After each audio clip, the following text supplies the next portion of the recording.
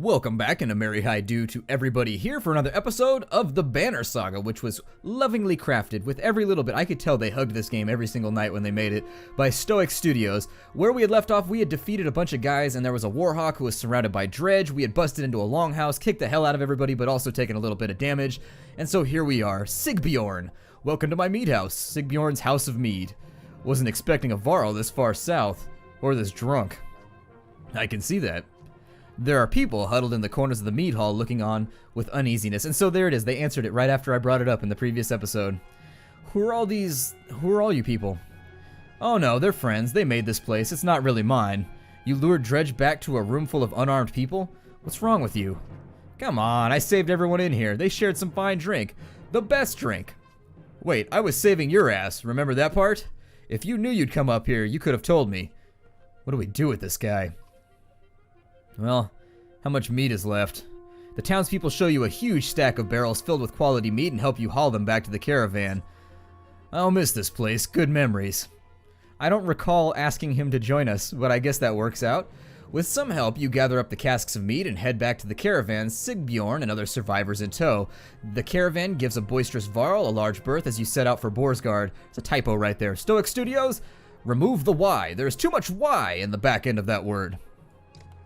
Now then, we're leaving Rivic or Rivic. I don't know if that's an H or an N. They both look sort of similar to me. Hopefully we'll have the opportunity to buy some more supplies in a minute because we're at 27 renown, which is pretty good. Ugh, what did I do? Sigbjorn wakes in a pool of his own sick. Why am I surrounded by small people? The other clansmen let him sleep off his drunken stupor on the ground, and this morning he's paying the price. Well, let's help him recover. Reluctantly, your clansmen offer any food and drink they can scratch together for the moaning Varl. When one offers thin meat, he pushes it away. In fact, take this away from me, he says, handing you his massive mead stein. Eventually, Sigbjorn comes to you. I won't get into the details, he says. I was supposed to bring those casks from Rivic back to Boersgard. I drank maybe half by accident. Point is, Sigbjorn continues, you don't tell anybody what happened, and I won't tell anyone about the mead you got, okay? Trust me on this one. You agree, and I'll get back to traveling. Nice. We've got Bjorolf's. Oh yeah, let's set up a camp and take a look at some of these lovely items we've been given over the last couple episodes, because I seem to recall that we were given 3 or 4 things, actually. We've got a lot of stuff to look at, so let's pan through. What is this right here? A Let's Bracelet. Okay, so we already had that. That gives +1 to all stats. That's actually not so terrible. We've got the Tistelberry. It gives you will on rest. Okay, not that great. I wish we could probably sell it, but not going to be the case. The Scarlet Feather. And I guess that actually was a feather. I was hoping it was going to be the sword that he was wielding because it sounded badass, but I guess not. And we've got Bjorolf's Blessing. Knockback on strength attacks of 3, +1 strength. That's not so bad either. That's a pretty good ability, and that's one that we might consider giving to Gunnulf. What was he equipping at the moment? Let's close that off. He's got +1 to strength. We might think about swapping his out for that item right there because he tends to do damage in amounts that... Oh, he has to be level 5. Okay, never mind. We'll give him back then... I don't know if I should give him 1 armor, 1 strength, and... Yeah, let's give him that right there. We'll give him a Let's Band. Why he would have a Let's Bracelet, I don't know, but in this case, we're going to go ahead and throw it on him. Because he could use the extra armor, too. He's just unapologetically squishy, unfortunately. He's one of those characters that just is completely and totally there to get mashed on. Now, with him and the Scarlet Feather, we could get rid of that, and we could give him the Meadstein, and that's what I'm going to do because he's level 5. As a level 5 Warhawk, I find his stats to be a little bit questionable, to be honest. I find his stats to be very, very questionable. We could give him Dunder's Hand, which would be badass as hell. Let's give him Dunder's Hand, and that's going to give him a +3 to strength. If he goes over and has a 17, that would be the way I would want that to go. Or we could give him a 20% chance to dodge and just go with +2 strength. The 16 is nothing to scoff at either. So maybe I'll go with the 16. We'll give him the Statue of the Sightless Man, and he'll have a chance to dodge. So he'll be kind of a whirling dervish out here, which will be cool. Let's continue on our way. We could rest right here for a bit, but I think that's probably going to be a bad idea considering we're a little bit low on supplies, and resting doesn't seem to do that great of a job at making people happy anyways. They just seem to be in an unending state of misery, and I don't know whether that's due to the fact that it seems like all we do is drink all day. I mean, it seems like every bit of supplies that we pick up seems to be mead, and as much as I like mead, for example, I have no problem getting down on some chousers every now and again, but No encouragement or tales of glory will lift the spirits of the caravan. In the north, we have times like this, says one varl. The other giants grin, raising tankards and horns of mead. Skal, they shout, and make short work of their drinks, explaining that each person takes a drink when someone tells a story that's more miserable than the last. Others join them for the second round, and mead is passed your way. Sure, let's go ahead and join the giants in drinking. Taking the mead, you shout, Skal! The crowd cheers and laughter echoes through the camp for hours as each person comes up with an increasingly more absurd story of woe. The varl's remedy is a success and the caravan is in a much better mood the following day, albeit hungover and with less mead than before. I'll take it. I knew that was what was going to happen, but I can't think that it's going to be... Yeah, we'll make it to the top of that hill and whatever that is before the end of the day, hopefully. Well, maybe we aren't going to be interfacing with that.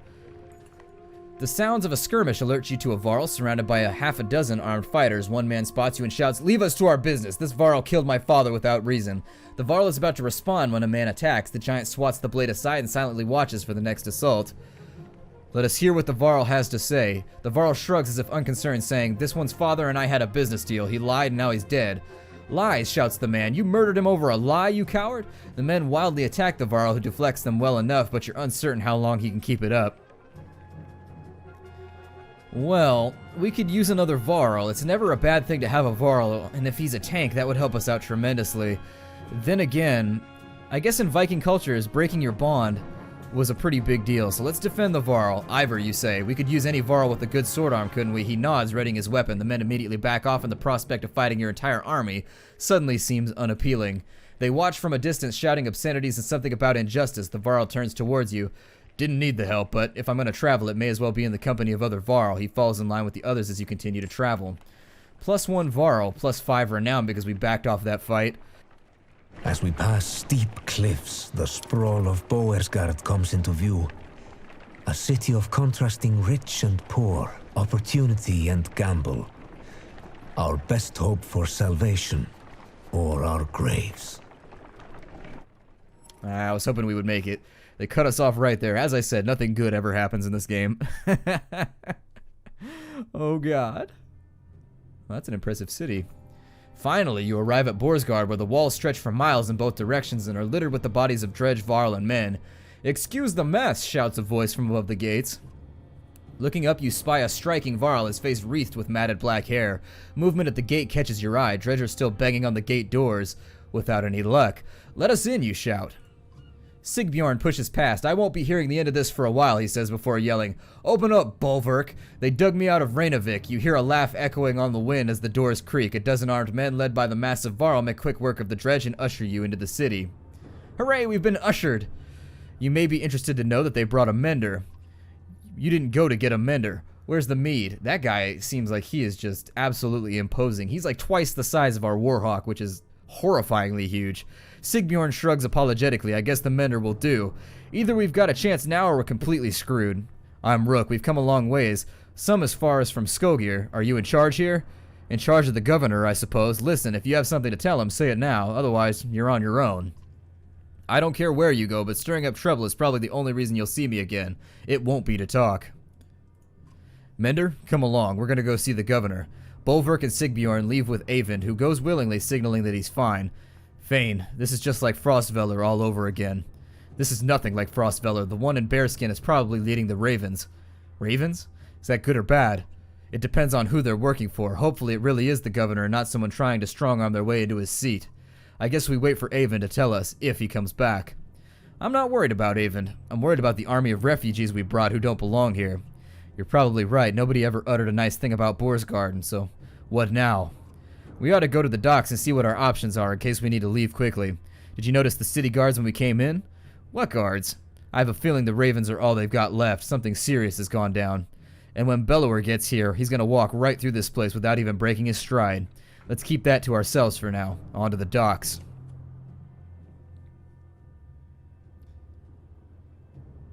Well then, we've got the docks and we've got the market. Obviously we need more supplies, so 1 renown gets 1 supply here. That's brutal. That's really bad. If I could trade some things in for sale, that would be the one thing that would turn this game around, if you could sell things, I think, for renown. Unfortunately, it's not in the cards. Well, there's nothing here that I really want to buy, so I guess we'll buy some supplies just to get us through. God, that's so expensive.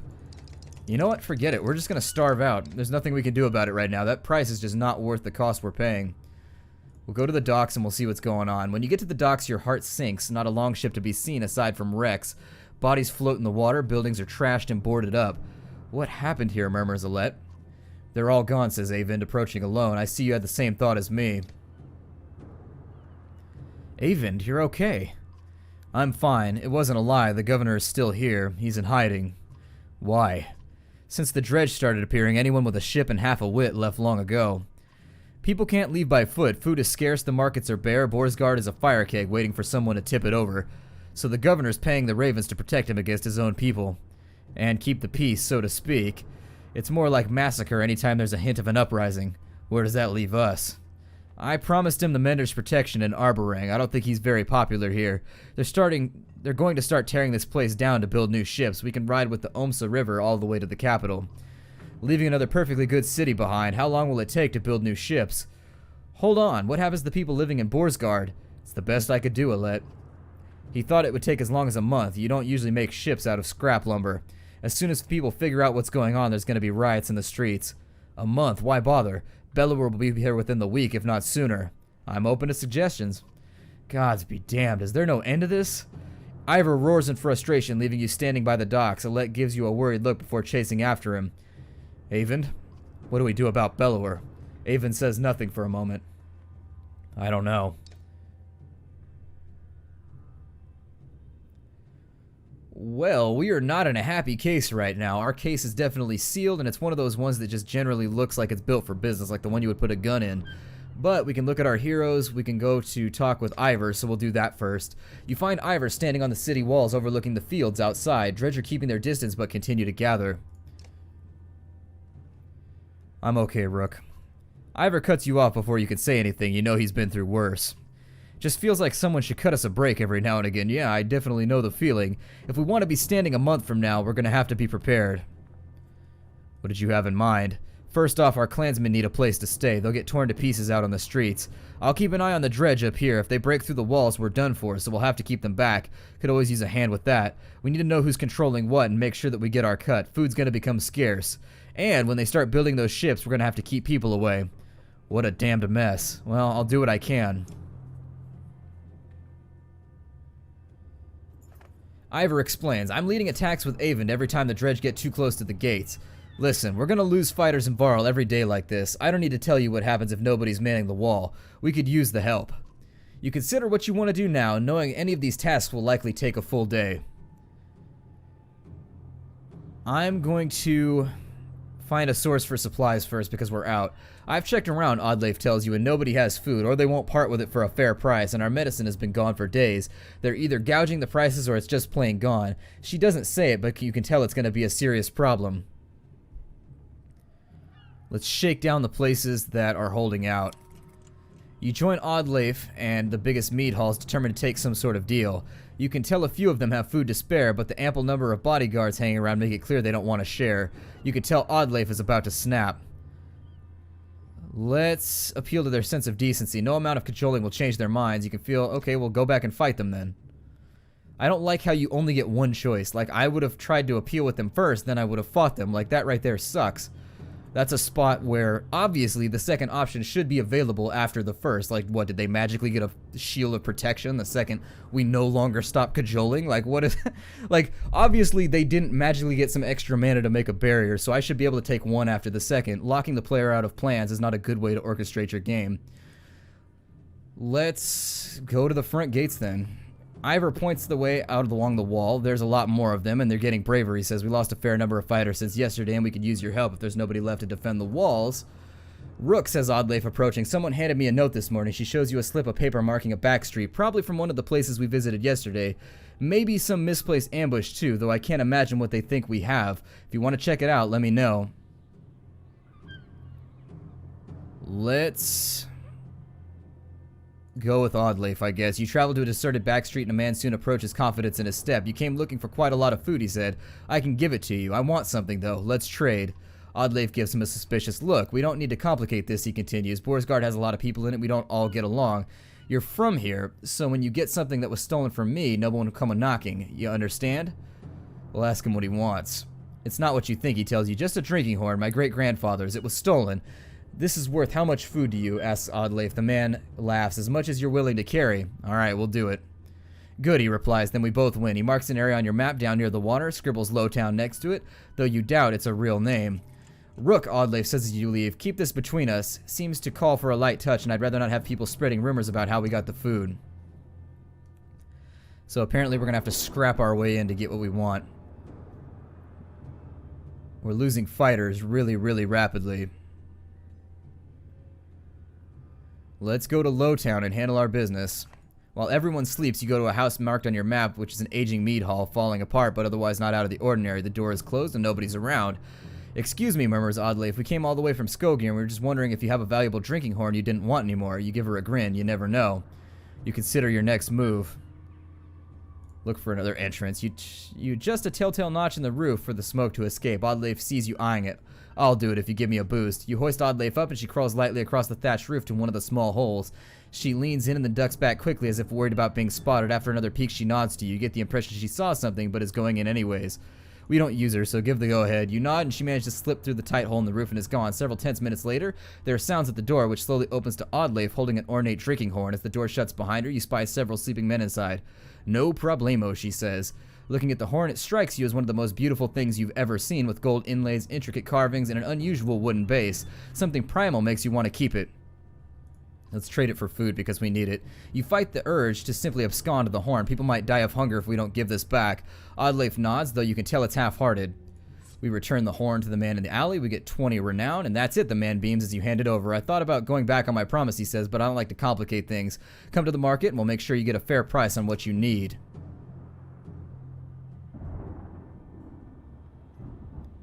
Let's go to the market, and 1 renown gets 8. There we go. So now we're back in business. I think I'm going to go up to 16 days, and I'm going to leave 42 renown for the rest. We can always buy more if we need it later, having made good hand with all of these people. We've gone ahead and give them a little bit of help for the future, so hopefully that'll still stay there in the next day. Taking a look at our heroes. Is everybody healed up? Everyone's healed up, so we can go with... Oh, the other guy left, so we can go with Gunnulf here now.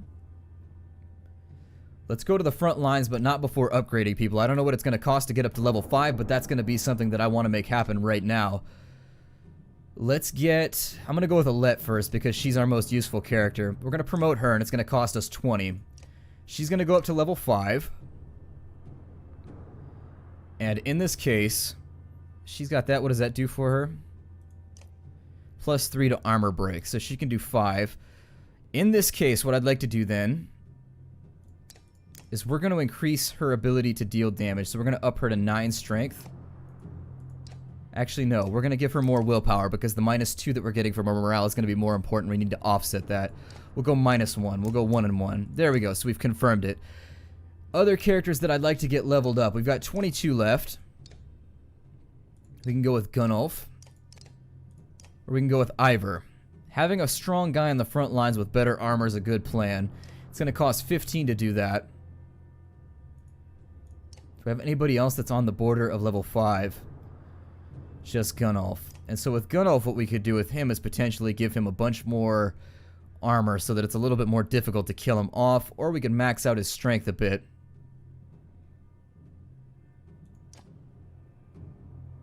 Gunnulf I don't think needs to be max level. He's already fulfilling his purpose.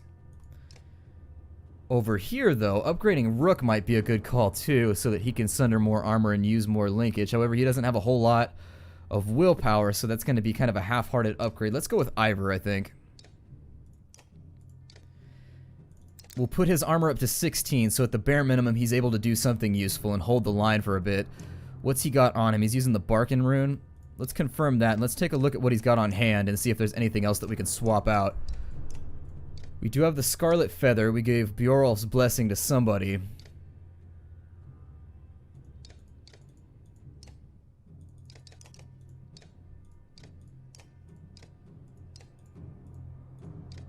Well, it doesn't look as though there's anything better for him, so we'll just go with the Bjarkin rune, I guess. And stepping back into our position. Let me take a short look. We have 7 renown left, which is going to be good if we have to buy more supplies. If I go back to the market, everything appears to be back where it is. A ring engraved. Really, protects from death unless your strength is 1. So that basically allows you to take 1 extra hit. So basically you can't be insta-gibbed from the max. Let's take part in a battle. This is bad, says Avon as Ivor points across the battlefield. Aside from the fact that we're up to our necks in dredge, a stone singer showed up. We've been losing warriors left and right. If we don't deal with it, this wall will come down by the end of the day. Dad, there's a riot on the docks. Alette runs up to you out of breath. They're trying to smash up the boats. When you calm her down, she says the ravens are there, but she's worried things could get out of hand. I'm gonna help out our guys. Well, let's join Ivor in defending the walls. That stone singer is going to wreak havoc on us if we don't take care of it. This will be a rough fight, but we've got to take it down. Are you ready? You prepare yourself. I've already got my A-team here, so I'm not going to swap anybody else back in. Let's earn ourselves some renown for the day because I want to get that ring so I can give it to my tank so that he can't be insta-gibbed. I've heard that Bellower is a nasty fellow, and knowing what I know about his stats at the previous fight, he was 20 and 20, which makes me scared. This fight is not so awful, but he's got the same ability that the other guy had, which makes it so that we really need to press our advantage now rather than later. We need to kill off as many guys as we can, and we need to deal as much damage as we can before this gets out of hand. He's got a ton of HP. I think setting up middle field is going to be the best advantage we can have here. And basically what I'm going to try and do is we're going to set the the archers up in the back. Set these 2 gents up right there. But we can't hang back. That's the major problem that we're dealing with right now. So in this fight, we're going to give them a chance to close with us a little. Well, maybe not. Maybe I'll swap back this way just slightly so that I can turn a flank if need be. I don't know what his movement's going to be looking like. Luckily, 13 strength, he's the guy that I'm scared of right now, although we do need to kill off some archers as well. So I may run the line with both these 2. You'll recall the last time we did this fight, it ended up being very extended. And unfortunately, being a fight in which we lost just about everybody. This guy's concerning, but his strength isn't very high. This guy is really concerning because his strength is so ridiculously beefcaked out. He's definitely been taking some kind of supplement. He's been beefcaked. He's definitely got like those veins that are definitely the telltale sign. Like, do you have veins on your calves? That's not normal. Let's go ahead and say ready, and I'll be able to take a look at his movement. So he can't get at us within this turn. What I would prefer to do then is let's go ahead and move the line slightly forward right there. How far can he move? Far enough. Let's move the line slightly forward, but not too far. Where is he at our turn order? He gets to go first, so if he backs off and uses umbrage right now, we're just going to be up shit's creek, and that's what he will do 100%. Oh, never mind. He moved forward and he used umbrage. Okay, well, on his next turn, everybody gets the +3 permanently, so we got to be careful about that. Wait, what just happened? Oh, I moved him first. Okay, that's what happened. What kind of movement are we looking at here? I'm going to leave him where he's at just for a second. And now the time has come. We've got to get rid of these archers. That's the big one right there. That is always my preliminary concern, is when we're dealing with these archers, they've got to be gone. And Trigvi is amazing for getting rid of them. So we're going to go ahead and impale him. What does the second rank do? It knocks him back 2 tiles instead of 1. Well, since he's got to move anyways, I'm just going to use the first, and I don't really see the point in using the second. So there's 2 damage done, and he's going to be forced to walk around. He's now no longer a threat. This guy, however, is, and he's going to collapse back to his own side, which is bad. That is bad. God. Damn it. Okay, so him falling back right there was not what I wanted to happen. The problem that I'm so concerned about right now is that their ranged characters are the big problem for us. If and when the enemy decides to break off his combat. So next turn, they're all going to get a bonus to their strength. Essentially, they're either going to heal, or B, they're going to become even more strong than they were to begin with. That leaves us in a battle where we can't leave people at 1 strength. We have to kill. Over and over and over again, we have to kill. We could go straight after him and pull a ridiculous gambit. That is our other option, so there are other things on the table. I'm going to leave Mogan or Hogan where he's at right now, because he's trapped out of any particular action. Now on this side of the field, I need to make sure that I'm going to get to move before he gets to move. But it is in our best interest to start working on that armor. So we're going to get 8 armor off right there. That's obviously going to jump. He's trapped behind his own lines, which is good. That leaves that scary-looking fellow out of our hair for now. And on this side, I think I'm going to start dealing some damage. We're going to go with a flatline 7.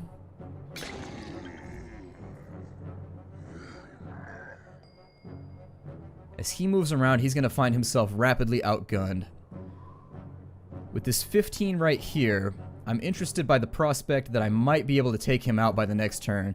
So we've got a 12 damage right there, which would do 7. That would put him down to 8.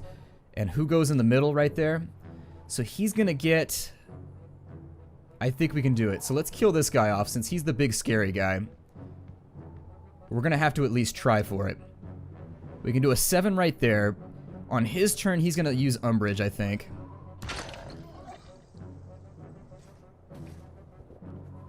Oh, never mind. He did nothing on his last turn, so now he's using Umbrage.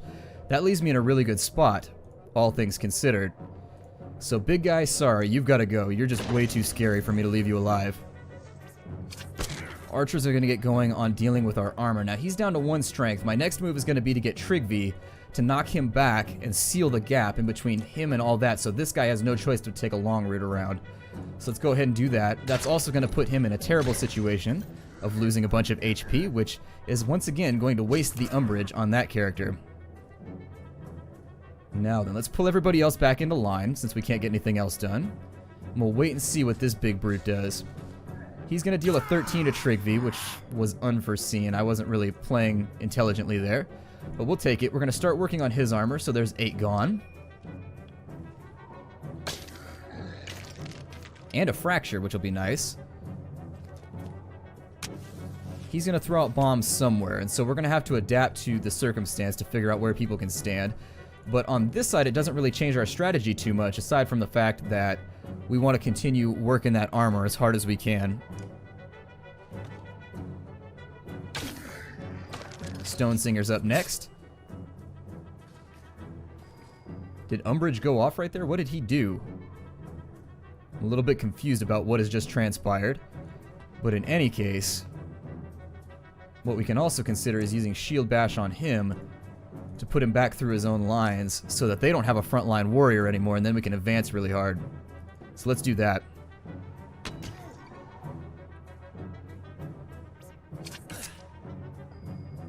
Trigvi is looking like he's going to be a victim in all this. That's okay though, because all I really wanted to do in this fight was to rearrange my lines anyways. So Trigvi has now found himself with a severe case of the deads.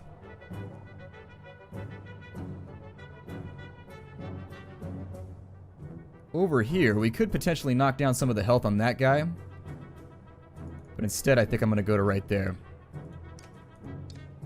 Let's see what Big Boss does here before we go any further. Big Boss is going to take a swipe at us with that ridiculously large, like, dick knocker of a hammer. And she can do 9 damage from where she's sitting right now. I'm going to allow her to do that. At the moment, you'll notice I'm not advancing. I'm waiting for those explosives to go off, and then I'm going to concoct a major plan. There will be so much concocting going on that it's going to be amazing. And so on this side, what we want to start doing is working on these archers.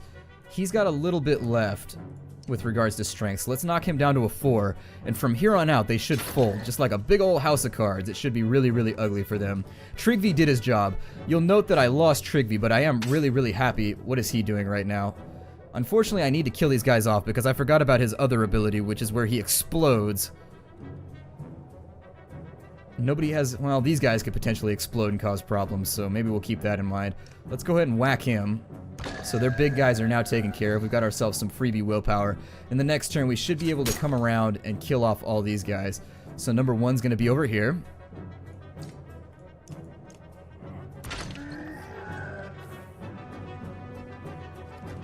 He's going to throw out bombs to a dumb location, which I'll take. I'll take a dumb decision on the part of the AI over a smart one any day. He just umbraged, so they all got a heal.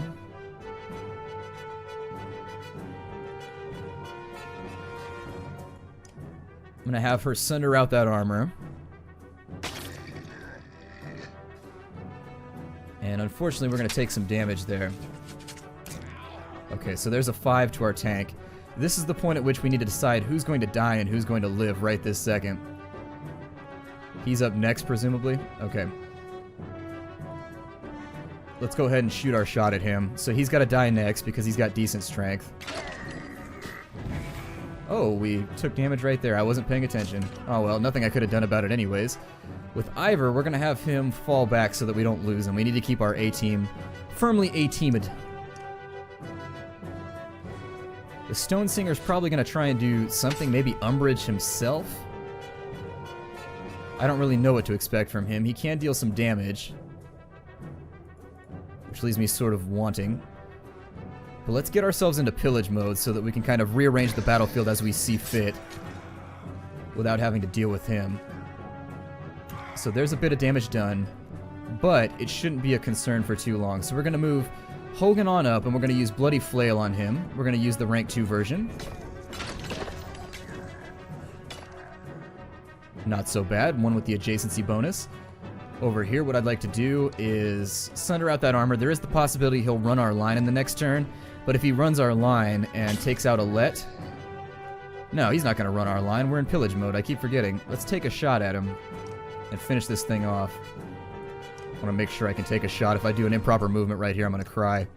And so there it is, another Stone Singer down. Not nearly so terrible as last time. I think this time we had a better specialized group of units who could sunder armor better, and that's why it wasn't so bad. Let's see how much renown we get, because we've got to get like a fistful for that. 8? That's it for killing a Stone Singer? Alright, whatever. I'm not going to question it. I think that is where I'm going to break off the episode, though, after we do. We're way... Oh, God, they added new things along the front side. Alright, well, my name is Splattercat. Thank you for joining me here for the Banner Saga, which is Stoic Studios' master-crafted, hand-painted, lovely little strategy RPG game. I will see you guys in the next episode. Take care out there, everybody, and farewell.